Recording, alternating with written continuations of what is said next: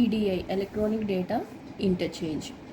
Electronic way of transferring business documents in an organization internally between various departments or externally with the suppliers, customers or any subsidiaries. యాక్చువల్గా ఒక business ఆర్గనైజేషన్లో డేటాని with in the organisation కానీ లేదు అంటే వేరే ఆర్గనైజేషన్స్ని కానీ పంపించాలి అంటే మనం ఈడిఐ ఎలక్ట్రానిక్ డేటా ఇంటర్చేంజ్ని మనం యూజ్ చేస్తామన్నమాట. సపోజ్ ఇక్కడ చూడండి, this is the organization A and this is organization B. So organization A నుంచి పర్చేజ్ ఆర్డర్ అవ్వచ్చు, లేకపోతే ఇన్వాయిసెస్ కానీ షిప్పింగ్ రిక్వెస్ట్ కానీ వీటిని ఆర్గనైజేషన్ బికి ఇన్ జనరల్గా అయితే బై ట్రెడిషనల్ మెథడ్ అంటే by sending a letter or mail to the organization బికి జరుగుతుంది. అంటే నార్మల్గా బై పోస్టల్ ద్వారా కానీ లేకపోతే ఎనీ అదర్ ఫ్యాక్స్ ద్వారా కానీ ఇన్ఫర్మేషన్ ఆర్గనైజేషన్ ఏ నుంచి ఆర్గనైజేషన్కి బికి పంపిస్తే ఆర్గనైజేషన్ బి అనేది ఆ డేటాని ఎంట్రీ చేసుకొని వాళ్ళ ఇంటర్నల్ సిస్టమ్స్లో అగైన్ రిజల్ట్ అనేది ఆర్గనైజేషన్ ఏకి పంపించడం జరుగుతుంది. This is the traditional way of sending information అనమాట. కాకపోతే ఈ ట్రెడిషనల్ వేలో ఏమవుతుంది అంటే మేబీ చాలా ప్రాబ్లమ్స్ ఉండొచ్చు. మేబీ ఒక్కొక్కసారి ఇన్ఫర్మేషన్ ఆర్గనైజేషన్ ఏ నుంచి బీకి రీచ్ అవ్వడానికి మేబీ సమ్ టైం పట్టవచ్చు. లేదు అంటే ఆర్గనైజేషన్ బీకి రీచ్ అయిన తర్వాత అక్కడ డేటా ఎంట్రీలో మేబీ సమ్ ప్రాబ్లమ్స్ రావచ్చు. సో ఇలాంటివన్నీ రెక్టిఫై చేయడానికి మనం ఎలక్ట్రానిక్ డేటా ఇంటర్చేంజ్ని మనం వాడతామన్నమాట. అదే మనము ఎలక్ట్రానిక్ డేటా ఇంటర్చేంజ్ని వాడినప్పుడు ఆటోమేటికల్గా ఒక ఆర్గనైజేషన్ నుంచి ఇంకొక ఆర్గనైజేషన్కి త్రూ ఎలక్ట్రికల్ అంటే బై ఈమెయిల్ ద్వారా కానీ లేదు అంటే సమ్ అదర్ యాక్సెస్ ద్వారా కానీ మనం ఇన్ఫర్మేషన్ పంపిస్తూ మనం పేపర్లెస్ ట్రాన్సాక్షన్స్ చేస్తామన్నమాట. ఇవి ఎప్పుడైతే పేపర్లెస్ ట్రాన్సాక్షన్స్ అవుతాయో మనకి ఇన్ఫర్మేషన్ తొందరగా ఒక ఆర్గనైజేషన్ నుంచి ఇంకో ఆర్గనైజేషన్కి రీచ్ అవుతుంది. అట్ ద సేమ్ టైం మనకి ఎర్రర్స్ని కూడా మనం రెక్టిఫై చేసుకోవచ్చు. At the same time we can save the time also. So ఇదంతా కూడా చాలా with in the fraction of సెకండ్స్లో మనకి ఇన్ఫర్మేషన్ అనేది అదర్ కంపెనీకి రీచ్ అయిపోతుంది అనమాట. సో మనం ఈడిఐ యూజ్ చేస్తే కనుక మనకి ఈడిఐకి సంబంధించిన ఒక సాఫ్ట్వేర్ ఉంటుంది. ఓకే, సో ఆ సాఫ్ట్వేర్ యూజ్ చేసుకొని మనం maybe this is organisation A అనుకుందాం. సో ఆర్గనైజేషన్ ఏ నుంచి ఆర్గనైజేషన్ బికి మనం ఆ ఆర్డర్ని మనం పంపిస్తున్నాం అనమాట బై యూజింగ్ ద XML. మనం ఈ XML యూజ్ చేయడం వల్ల మనకి పేపర్లెస్ ట్రాన్సాక్షన్ అవుతుంది and fast transportation of data అవుతుంది అండ్ మనకి ఈ డేటా అనేది మనకి సెక్యూర్డ్గా ఉంటుంది. So this is the use of the electronic data interchange. Okay, so paper documents are replaced with the electronic documents such as word documents, spreadsheets, etc. So మనం paperless transactions చేస్తున్నామని చెప్పాను కదా, వాటిని వర్డ్ డాక్యుమెంట్స్లో కానీ spreadsheets వాళ్ళ use చేసుకొని మనం డేటాని పంపిస్తున్నాం. And helps in maximise efficiency and minimising errors. ఎప్పుడైతే మనం XML యూజ్ చేస్తామో మనకి ఎఫిషియన్సీ పెరుగుతుంది, ఎర్రర్స్ అనేవి తగ్గుతాయి అన్నమాట. ఓకే, సో ఈడిఐ డాక్యుమెంట్స్కి వస్తే మనం ఇన్వాయిసెస్ కానీ పర్చేజ్ ఆర్డర్స్ కానీ షిప్పింగ్ రిక్వైర్మెంట్స్ కానీ లేకపోతే ఎక్నాలెడ్జ్మెంట్స్ కానీ బిజినెస్ కార్పొరేషన్ లెటర్స్ కానీ ఫైనాన్షియల్ ఇన్ఫర్మేషన్ లెటర్స్ కానీ వీటన్నిటిని బై ఈడిఐ ద్వారా మనం పాస్ చేసుకోవచ్చు అనమాట. సో ఇప్పుడు మనం EDI what are the steps, EDI use చేసినప్పుడు స్టెప్స్ ఏం చేస్తాము అనేది ఇప్పుడు మనం చూస్తున్నాం. A program generates a file that contains a process document. So ఏదైతే ఒక ప్రాసెస్ డాక్యుమెంట్ ఉంటుందో ఆ డాక్యుమెంట్ని జనరేట్ చేస్తుందన్నమాట. సో ఆ డాక్యుమెంట్ని కన్వర్టెడ్ ఇంటూ ఎన్ అగ్రీ స్టాండర్డ్ ఫార్మాట్లో ఆ డాక్యుమెంట్ని కన్వర్ట్ చేస్తుంది. అంటే ఎవ్రీ ఆర్గనైజేషన్కి వాటికి సంబంధించిన ఒక స్పెషల్ సాఫ్ట్వేర్ ఉంటుంది. సో ఆ స్పెషల్ అంటే వాళ్ళకి మాత్రమే అర్థమయ్యే లెవెల్లో ఉంటుంది. దాన్ని ఒక స్టాండర్డ్ ఫార్మాట్కి బై యూజింగ్ ద ఈడిఐ మనం కన్వర్ట్ చేస్తామన్నమాట. So the file containing the document is sent electrically on the network. ఎప్పుడైతే దాన్ని స్టాండర్డ్ ఫార్మాట్లో కన్వర్ట్ చేసామో దాన్ని త్రూ ఈమెయిల్ ద్వారా కానీ లేకపోతే అదర్ యాక్సెస్ మెథడ్స్ యూజ్ చేసి మనం ఇంటర్నెట్ ద్వారా మనం ఆ ఇన్ఫర్మేషన్ వేరే ఆర్గనైజేషన్కి పంపిస్తాం. పంపించిన తర్వాత traditional partners receive the file and acknowledgement document is generated and send to the original organisation. So ఎవరైతే ట్రెడిషనల్ పార్ట్నర్స్ ఉంటారో వాళ్ళు ఈ ఫైల్ని రిసీవ్ చేసుకొని వాటి అక్నాలెడ్జ్మెంట్ని మళ్ళీ జనరేట్ చేసి దాన్ని ఒరిజినల్ ఆర్గనైజేషన్కి పంపిస్తాం. This is the procedure of the EDI. Next advantages of EDI. ఈడిఐని మనం ఎక్కడ యూస్ చేస్తాం, ఏంటి వాటి వల్ల యూస్ చేయడం వల్ల మనకి వచ్చే అడ్వాంటేజెస్ ఏంటి అంటే reduction in data entry errors. So నేను ఆల్రెడీ చెప్పాను కదా, మామూలుగా నార్మల్ ట్రెడిషనల్ మెథడ్ వాడినప్పుడు మేబీ సమ్ డేటా ఎంట్రీలో మిస్టేక్స్ ఉండొచ్చు. ఇది కంప్యూటర్తో ఇంకొక కంప్యూటర్ మనకి ట్రాన్సాక్షన్ అవుతుంది కనుక మనం డేటా ఎంట్రీ ఎర్రర్స్ని మనం రెక్టిఫై చేసుకోవచ్చు. Next shorter processing life cycle. మనకి ఈ ట్రాన్సాక్షన్ అంతా కూడా చాలా షార్ట్ పీరియడ్ ఆఫ్ టైంలోనే మనకి జరిగిపోతుంది అనమాట. ఎందుకు అంటే ట్రెడిషనల్ మెథడ్ యూస్ చేస్తే మనకి మెయిల్ ఒక ప్లేస్ ఇన్ఫర్మేషన్ బై పోస్టల్ ద్వారా పంపించాము అంటే ఇట్ విల్ రీచ్ 2 days పట్టొచ్చు, 3 days పట్టొచ్చు, లేదంటే ఇంకా ఎక్కువ రోజులు పట్టొచ్చు. అలా కాకుండా బై యూజింగ్ ద ఈమెయిల్ మనం పంపించాము అంటే మనకి within the fraction of second మనకి ట్రాన్స్ఫర్ అయిపోతుంది డాక్యుమెంట్ ఒక ప్లేస్ నుంచి ఇంకొక ప్లేస్కి.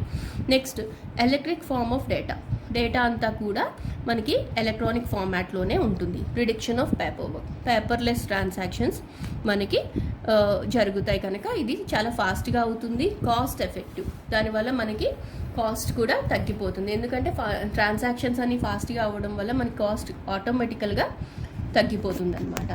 And standard means of communication. So మనం ఒక standard mean of communication use చేసి డేటాని మనం అదర్ కంపెనీస్కి పంపిస్తాం. సో దీన్ని క్లియర్ కమ్యూనికేషన్ అంటారనమాట. Okay, so these are the advantages of EDI. EDI architecture. EDI ఆర్కిటెక్చర్లో మనకి 4 different లేయర్స్ ఉంటాయి. అవి ఏంటంటే application layer, translation layer, packaging layer and physical network layer. ఈ అప్లికేషన్ లేయర్నే మనకి సిమాంటిక్ లేయర్ అని కూడా అంటారు. ఈ సిమాంటిక్ లేయర్ యూజ్ చేసినప్పుడు జనరల్గా ప్రతి కంపెనీకి ఒక అప్లికేషన్ వాళ్ళకి సంబంధించిన సాఫ్ట్వేర్ ఫామ్లో ఉంటుంది. అంటే ఒక్కొక్క కంపెనీకి ఒక్కొక్క డిఫరెంట్ ఫామ్లో అప్లికేషన్స్ ప్రిపేర్ చేసి ఉంటుంది. ఆ అప్లికేషన్ స్టాండర్డ్ ఫామ్లోకి కన్వర్ట్ చేసుకొని అదర్ కంపెనీకి పంపించడానికి ఈ అప్లికేషన్ లేయర్ అనేది యూజ్ అవుతుందంట. ఓకే, బిజినెస్ అప్లికేషన్స్లోని జనరల్గా అప్లికేషన్ అనేది చాలా ఇంపార్టెంట్ రోల్ ప్లే చేస్తుంది. మనకి ప్రొక్యూర్మెంట్ అప్లికేషన్ని ట్రాన్స్లేట్ చేయడానికి జనరల్గా కోడ్స్ కానీ, ప్రైస్ కోడ్స్ కానీ, పర్చేజ్ ఆర్డర్స్ కానీ, అక్నాలెడ్జ్మెంట్స్ కానీ ఇవన్నీ కూడా ఇన్ఫర్మేషన్ ఈ అప్లికేషన్స్ని ట్రాన్స్లేట్ చేసి వేరే కంపెనీకి పంపించడానికి మనకి అప్లికేషన్ లేయర్ అనేది యూజ్ అవుతుందన్నమాట. ఈ లేయర్లోని ఇన్ఫర్మేషన్ని కంపెనీ స్పెసిఫిక్ ఫార్మాట్ నుంచి జనరల్ ఫార్మాట్లోకి ట్రాన్స్లేట్ చేస్తుంది. ఓకే, అలా చేసి దాన్ని వేరియస్ ట్రేడింగ్ పార్ట్నర్స్కి సెండ్ చేస్తారనమాట. అయితే ఈ ట్రేడింగ్ పార్ట్నర్స్ డాక్యుమెంట్ని సెండ్ చేయడానికి ఈడిఐ ట్రాన్స్లేషన్ సాఫ్ట్వేర్ని యూజ్ చేస్తారు. ఓకే, సో ఇలా ట్రాన్స్లేషన్ సాఫ్ట్వేర్ అనేది according to the standards of EDI ఉండాలి. అంటే ఈడీ ఫ్యాక్ట్ కానీ లేకపోతే ANSI X12 కానీ ఇవన్నీ కూడా ఈడిఐ స్టాండర్డ్స్ అనమాట. సో ఈడిఐ స్టాండర్డ్స్ ఫార్మాట్లో కన్వర్ట్ చేసి దాన్ని వేరే కంపెనీకి పంపించడం జరుగుతుంది. సో ఆ కంపెనీ వాళ్ళు మళ్ళీ దాన్ని వాళ్ళకి నచ్చినట్టుగా మళ్ళీ దాన్ని ట్రాన్స్లేట్ చేసుకుంటారనమాట. ట్రాన్స్లేట్ చేసుకొని వాళ్ళు మ్యానిపులేట్ చేసుకుంటారు ఇన్ఫర్మేషన్. ఓకేనా, సో సింపుల్గా చెప్పాలి అంటే ఈ అప్లికేషన్ లేయర్ అనేది మన కంపెనీ ఫార్మాట్లో ఉన్న అప్లికేషన్ని జెనరిక్ ఫార్మాట్లోకి కన్వర్ట్ చేసి అదర్ కంపెనీకి పంపించడం ఈ అప్లికేషన్ లేయర్ చేసిన పని. And the next one EDI standards. EDI స్టాండర్డ్స్లో ఈ ట్రాన్స్లేషన్కి మనకి వీ హ్యావ్ డిఫరెంట్ స్టాండర్డ్స్ ఉన్నాయని చెప్పాను కదా. ఈడిఐ ఫ్యాక్ట్ కానీ, ANSI X12 కానీ ఇవన్నీ కూడా ఈడిఐ స్టాండర్డ్స్ అన్నమాట. సో మనకి ఏదైతే బిజినెస్ ఫామ్ స్ట్రక్చర్ వచ్చిందో ఆ ఫామ్ని ఇన్ఫ్లుయెన్స్ చేసి నెక్స్ట్ ట్రాన్స్పోర్ట్ లేయర్కి పంపించడం ఈ ట్రాన్సాక్షన్ లేయర్ చేస్తుందన్నమాట. And the next one transport layer.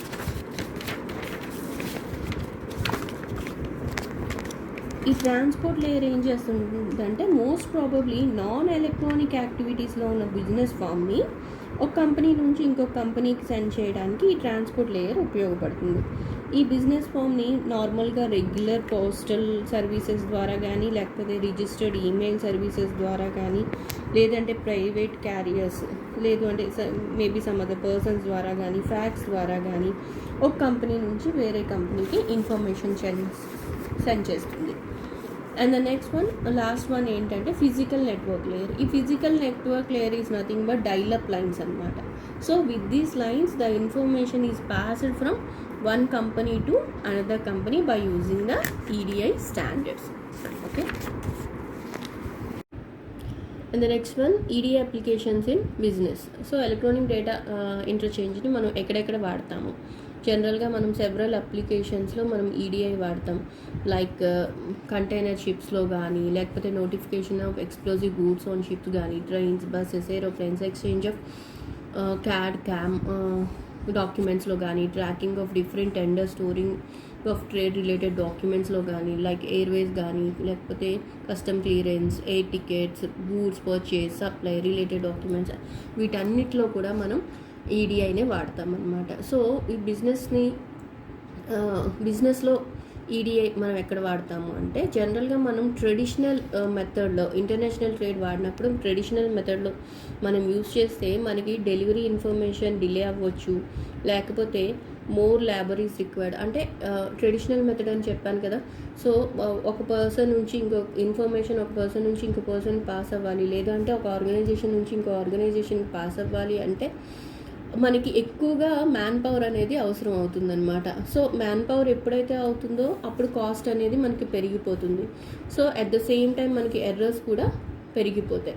So ఎప్పుడైతే పేపర్ బేస్ ట్రాన్సాక్షన్స్ జరుగుతాయో అప్పుడు మనకి ఎర్రర్స్ కూడా పెరిగిపోతాయి. సో అలా కాకుండా బై యూజింగ్ ఈడిఐ మనం ఇంటర్నేషనల్ ట్రేడ్లో కనుక వాడితే cost of transaction is less. మనకి ట్రాన్సాక్షన్ ఫాస్ట్గా అయిపోతుంది, దాని కాస్ట్ అనేది తక్కువ అవుతుంది. And transformation or transmission of goods on time, మనకి గూడ్స్ అనేవి విత్ ఇన్ టైంలోనే మనకి రీచ్ అయిపోతాయి. బెటర్ కస్టమర్ సర్వీసెస్ అనేవి ఇవ్వడం జరుగుతుందన్నమాట బై యూజింగ్ ఈడిఐ. సో ఇప్పుడు మనం ఫైనాన్సింగ్ ఈడిఐ. సో ఇక్కడ బిజినెస్ చూసాం కదా, ఇప్పుడు ఫైనాన్షియల్ ఎలక్ట్రానిక్ డేటా ఇంటర్చేంజ్ గురించి చూద్దాం. It is a special type of EDI mechanism used for doing financial transactions online. మనం ఏవైతే ఫైనాన్షియల్ ట్రాన్సాక్షన్స్ ఉంటాయో వాటిని ఆన్లైన్లో చేయడానికి మనం ఫైనాన్స్ ఈడిఐని వాడతాం. So with the use of the financial EDI the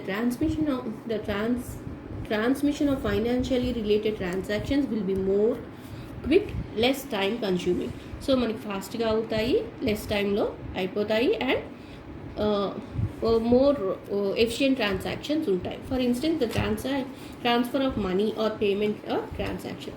so మనకి మనీ ట్రాన్స్ఫర్ మనం చూడండి, ఇప్పుడు మనం ఆన్లైన్లో మనీని ఒక ప్లేస్ నుంచి ఇంకో ప్లేస్కి మనం విత్ ఇన్ నో టైం మనం వన్ పర్సన్ నుంచి ఇంకో పర్సన్కి పంపించడం జరుగుతుంది కదా.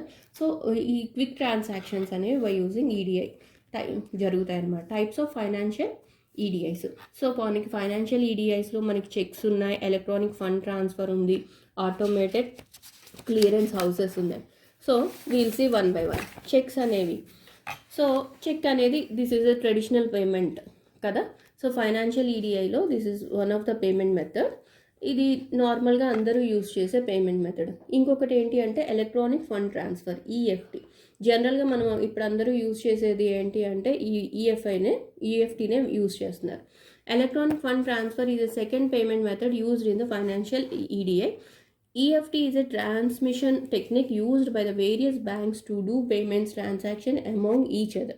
So various banks ఈ మెథడ్ని యూజ్ చేసుకొని మనకి చెక్స్ని కానీ అమౌంట్ని కానీ ట్రాన్సాక్షన్స్ జరుగుతున్నాయి అన్నమాట. Different kinds of payment transactions are possible by using the EFT.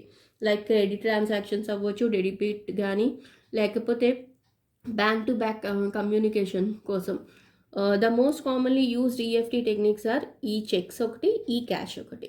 Okay, next the automated clearance house. Automated clearance house అంటే ఇప్పుడు మనం మోస్ట్ ప్రాబబ్లీ మనం ఇప్పుడు యూజ్ చేసేదంతా కూడా ఆటోమేటెడ్ క్లియరెన్స్ హౌస్. అంటే మనం quick transfer of money for the customer is possible by using financial EDI కదా.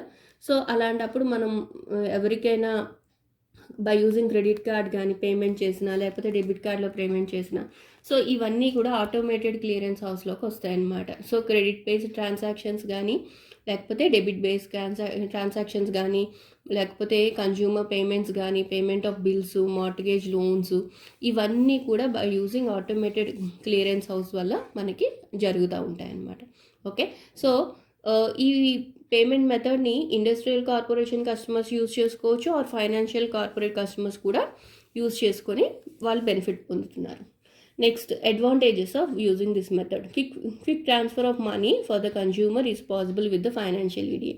సో ఎప్పుడైతే ఫైనాన్షియల్ ఈడిఐ యూజ్ చేస్తామో అప్పుడు మనీ అనేది ఒక ప్లేస్ నుంచి ఇంకో ప్లేస్కి చాలా ఫాస్ట్గా ట్రాన్స్ఫర్ అవుతుంది. Transactions can be done at any time around the clock. ఇన్నాళ్ళు బ్యాంక్ టైమింగ్స్ ఉండాలి, ఈ టైంలోనే మనం ట్రాన్సాక్షన్స్ జరుగుతాయి, అలాంటి ప్రాబ్లమ్స్ ఉండేవి కదా. By using the EDI or financial EDI ద్వారా మనం ఏ టైంలోనైనా within the round the clock మనం ఏ టైంలోనైనా ఎక్కడికైనా మనం మనీని ట్రాన్స్ఫర్ చేసుకోవచ్చు. Eliminates the need to approach the bank to carry out the transaction. So మనం బ్యాంక్కి వెళ్ళాల్సిన పనే లేదు. Replaced all the labour intensive activities. So మనకి మ్యాన్ పవర్ ఆటోమేటికల్గా తగ్గిపోతుంది by using this. Okay, now we will see the EDI systems. జనరల్గా 2 types of EDI systems ఉంటాయండి. ఒకటి పార్షియల్ ఈడిఐ సిస్టమ్, ఇంకొకటి ఫుల్లీ ఇంటిగ్రేటెడ్ ఈడిఐ సిస్టమ్ అనమాట. Partial EDI system అంటే ఏంటంటే, సపోజ్ మనం ఒక షాప్కి వెళ్ళి మన షాప్లో ఒక ప్రోడక్ట్ చూసి ఆ ప్రోడక్ట్ డీటెయిల్స్ అన్నీ అక్కడున్న సెల్లర్ అవి డీటెయిల్స్ అన్నీ నోట్ చేసుకొని ఆ తర్వాత మనకు ఆ ఆర్డర్ని ప్రాసెస్ చేయడం అంతా కూడా పార్షియల్ ఈడిఐ సిస్టమ్ అంటారనమాట. అదే మనము కంప్లీట్గా ఆన్లైన్లో బై యూజింగ్ అమెజాన్ కానీ, లేకపోతే ఫ్లిప్కార్ట్ కానీ, ఇలాంటి కంప్లీట్లీ ఆన్లైన్ ట్రాన్సాక్షన్స్ అన్నీ కూడా మనకి ఫుల్లీ ఇంటిగ్రేటెడ్ ఈడిఐ సిస్టంలోకి వస్తాయన్నమాట. Now will see one by one. First, partial EDI సిస్టంలో సపోజ్ మనకు ఒక కస్టమర్ ఉన్నాడు అనుకోండి. ఆ కస్టమరు ఒక రిక్వెస్ట్ని సెండ్ చేశాడు. అంటే వాడు ఒక ప్రోడక్ట్ చూసి ఆ ప్రోడక్ట్ నచ్చి కస్టమర్ అనేది రిక్వెస్ట్ని మనకి వెండర్కి పంపించాడు అనుకోండి. సో ఫస్ట్ ఏం చేస్తాడు, this requisition is reviewed by the purchase agent. ఆ రిక్వెస్ట్ని పర్చేజ్ ఏజెంట్ దానికి చూసి ఆ ప్రోడక్ట్కి సంబంధించిన డీటెయిల్స్ అన్నిటినీ కూడా పర్చేజ్ ఆర్డర్ ఫామ్లో బై యూజింగ్ కంప్యూటర్లోకి ఫీడ్ చేస్తాడనమాట. కంప్యూటర్లోకి ఫీడ్ చేసిన తర్వాత దాన్ని సెల్లింగ్ డిపార్ట్మెంట్కి పంపిస్తారు. Okay, this form is submitted to the selling department. తర్వాత దాన్ని రెస్పెక్టివ్ వెండర్కి మెయిల్ చేస్తారనమాట. తర్వాత ఆ వెండరు జనరేటింగ్ సేల్స్ ఆర్డర్ని దాన్ని జనరేట్ చేస్తారు. నెక్స్ట్, క్రెడిట్ కార్డ్ ఇన్ఫర్మేషన్ అంతా కూడా పర్ఫెక్ట్గా ఉందా లేదా అని చెక్ చేసిన తర్వాత, అంతా ఆథెంటికేషన్స్ అన్నీ అయిపోయిన తర్వాత అప్పుడు ఏం చేస్తారు అంటే షిప్పింగ్ రిక్వెస్ట్ పెడతారనమాట. అంటే గూడ్స్ని షిప్పింగ్కి పంపిస్తారు. అదే సపోజ్ ఇఫ్ ఆ గూడ్ అనేది అవుట్ ఆఫ్ స్టాక్ ఉంది అనుకుంటే వెంటనే ఈడిఐ సిస్టమ్ ఆటోమేటికల్గా ఒక బ్యాక్ ఆర్డర్ నోటీస్ అనేది పంపించేస్తుంది. అంటే ఈ మేబీ ప్రోడక్ట్ అనేది అవైలబుల్గా లేదు అనేది. ఓకే, సో ఇక్కడ ఏం చేసాము అంటే పార్షియలీ ఈడిఐలో ఏంటంటే హ్యూమన్ ఎఫర్ట్ వాడాము, యాజ్ వెల్ యాజ్ సిస్టమ్ని కూడా ఆన్లైన్ ట్రాన్సాక్షన్స్ కూడా చేసామన్నమాట. అదే coming to the fully integrated EDI. Fully integrated EDI అంటే నేను ఆల్రెడీ చెప్పాను కదండి, జస్ట్ లైక్ మనం ఆన్లైన్ ట్రాన్సాక్షన్స్ ఆన్లైన్లో మనం పర్చేస్ చేసేవన్నీ కూడా ఫుల్లీ ఇంటిగ్రేటెడ్ ఈడిఐలోకి వస్తాయి అన్నమాట. ఇందులో ఏంటంటే మనకి మ్యాన్ పవర్ అనేది తక్కువ ఉంటుంది అండ్ ప్రాసెసింగ్ స్పీడ్ అనేది ఫాస్ట్గా ఉంటుంది అనమాట. ఓకే, సపోజ్ ఒక ఎగ్జాంపుల్ తీసుకుందాం. కస్టమరు ఒక ప్రోడక్ట్ నచ్చింది, ఆన్లైన్లో చూశాడు, వెంటనే వెండర్కి మెసేజ్ పెడతాడు. ఓకే, వాళ్ళ సిస్టమ్ నుంచి వెండర్కి మెసేజ్ పెడతాడు. నెక్స్ట్ వెండర్ ఏం చేస్తాడు, ఆ రిక్వెస్ట్కి రెస్పాండ్ ఇస్తాడు అనమాట. అంటే కన్ఫర్మేషన్, ఈ మెసేజ్కి కన్ఫర్మేషన్ ఇస్తాడు ఆ ప్రోడక్ట్ ఉంది అనేది. నెక్స్ట్ ఏం చేస్తాడు, వెండరు బుకింగ్ రిక్వెస్ట్ని దాన్ని జనరేట్ చేస్తాడు. అంటే వాళ్ళు బుక్ చేశారు. నెక్స్ట్ దాన్ని ఏం చేస్తారు, ట్రాన్స్పోర్ట్ కంపెనీకి ఒక ఇన్ఫర్మేషన్ని పాస్ చేస్తారు, అంటే ట్రాన్స్పోర్టేషన్ కోసం.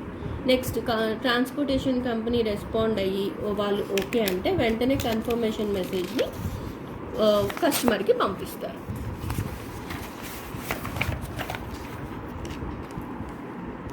నెక్స్ట్ అలానే ట్రాన్స్పోర్టేషన్ ఈ షిప్పింగ్ డీటెయిల్స్ అన్నిటినీ కూడా వెండర్కి పంపిస్తారు.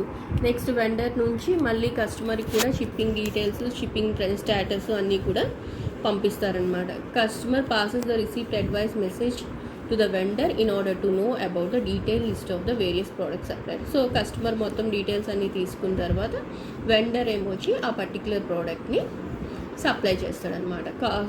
అండ్ ఫైనల్గా ఏం చేస్తాడు అంటే పేమెంట్ మెథడ్స్ చెక్ చేసుకుంటాడు. పేమెంట్ అంతా పర్ఫెక్ట్గా ఉంది అనుకుంటే వెంటనే ఆ ప్రోడక్ట్ని షిప్పింగ్కి స్టార్ట్ అవుతుంది అనమాట. సో ఇలా కంప్లీట్గా మనకి త్రూ ఆన్లైన్ ట్రాన్సాక్షన్ అయితే దాన్ని ఫుల్లీ ఇంటిగ్రేటెడ్ ఈడీఐ అంటారు. ఓకే.